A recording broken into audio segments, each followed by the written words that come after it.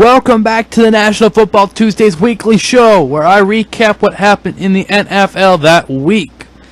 Welcome, and yes, there's another Terrell Pryor story. Alright, so you guys ready for the first story?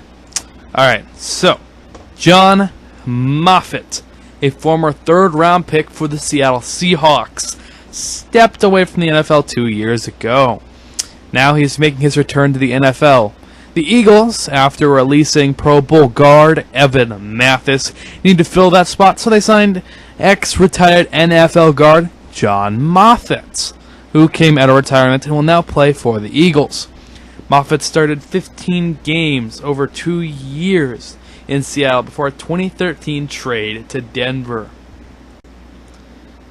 Alright, welcome back. First of all, after that short little jump cut. Now, the Denver Broncos apparently were talking about trading Peyton Manning. What? Ian Rappaport told Rich Eisen on the Rich Eisen show on Wednesday, I do believe that there was some conversation between the Texans and several other teams who have quarterbacks. Rappaport added, what it sounds like is the Texans, without a quarterback, before they signed Brian Hoyer and Ryan Mallett, reached out to teams and tried to see what was there. Understandable. But other than that, there really were no talks about trading Peyton Manning, and I don't see there being any time soon. It just seems like there are more and more jump cuts every single time. Oh, hey. Curtis Dorvac was behind the Jacksonville Jaguars mascot helmet for 19 years. Now he's retiring from being the mascot. He said, it's impossible to put into words what the last 19 years with our team has meant to me and done for me professionally and, without a doubt, personally. Dorvac said in a lengthy statement released by the club, I have had the privilege and honor to bring life to and raise Jackson for almost 2 decades. This has been an incredibly fun, challenging, and extremely rewarding journey.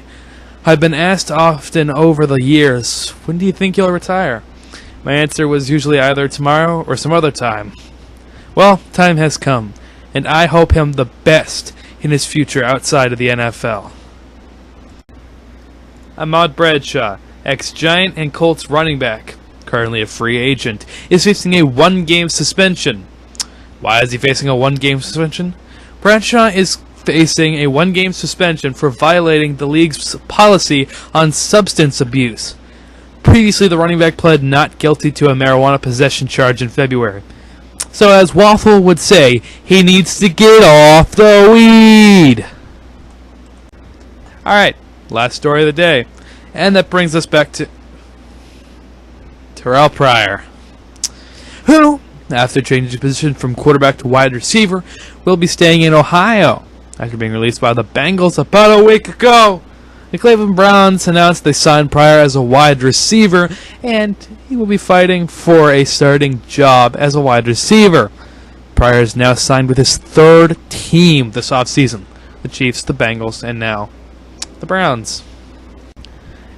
Alright, the NFL has revealed numbers 30 through 21 on their top 100 players list of the year. Number 30. Drew Brees. Now, me being a Falcons fan, I never want to see Drew Brees anywhere in the bottom 50. Yeah, but being an NFL fan, he's not the worst. He's not the worst. Number 29, LeSean McCoy, who I think appropriately placed on the list at 29. Number 28, Gerald McCoy, even though he's a Buccaneer, I do believe he should have been higher on this list.